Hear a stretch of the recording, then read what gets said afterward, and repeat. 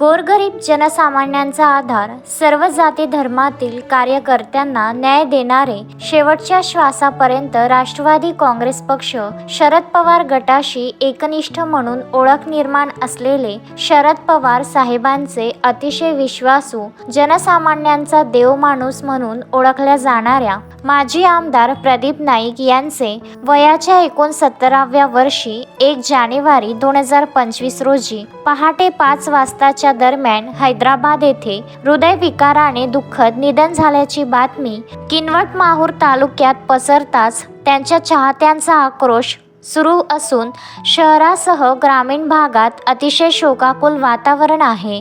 त्यांच्या पार्थिवावर 2 जानेवारी रोजी सकाळी 11 वाजता अंत्यसंस्कार त्यांच्या जन्मगावी दहेली तांडा येथे शोकाकुल वातावरणात करण्यात येणार आहे. कैलासवासी माजी आमदार प्रदीप नाईक यांचा किनवट तालुक्यातील दहेली तांडा येथे सुमिताबाई हेमसिंग जाधव नाईक यांच्या पोटी लक्ष्मीपूजनाच्या दिवशी 69 वर्षापूर्वी जन्म झाला होता. काही वर्ष ते तेलंगणातील आदिलाबाद येथे कापसाचा व्यवसाय करत होते. त्यांनी राजकीय क्षेत्रात सर्वप्रथम 1999 मध्ये प्रवेश केला होता. सुरुवातीलाच किनवट माहूर विधानसभा निवडणूक लढवून केली होती.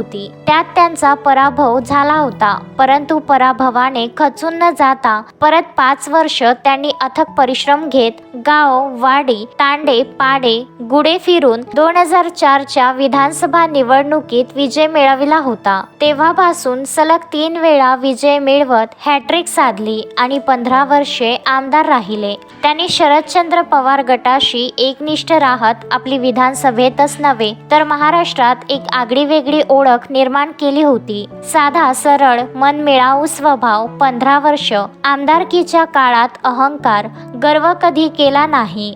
जिंकले म्हणून गर्व नाही ना हरले म्हणून खचले नाही. 2024च्या विधानसभा निवडणुकीत त्यांचा अल्पशा मताने पराभव झाला, तरी त्यांनी खचून न जाता गावागावात जाऊन कार्यकर्त्यांच्या भेटी घेतल्या होत्या. किनवट माहूर तालुक्यात त्यांची प्रतिमा एक प्रेमळ व सर्वांशी मनमिळावू स्वभावाचे व्यक्तिमत्व होते. त्यांच्या जाण्याने सकाळी 5 वाजल्यापासूनच शहरासह ग्रामीण भागात एक दिलदार नेत्याने जगाचा निरोप घेतला असल्याने हळहळ व्यक्त केली जात आहे. त्यांच्या पार्थिवावर 2 जानेवारी 2025 रोजी सकाळी 11 वाजता दहेली तांडा येथे मूळ गावी अंतिम संस्कार होणार असल्याचे कळाले आहे. त्यांच्या पश्चात पत्नी, 1 मुलगा, 2 मुली, नातू, सून, नातवंड असा परिवार आहे. संजय घोगरे, विदर्भ न्यूज, माहूर.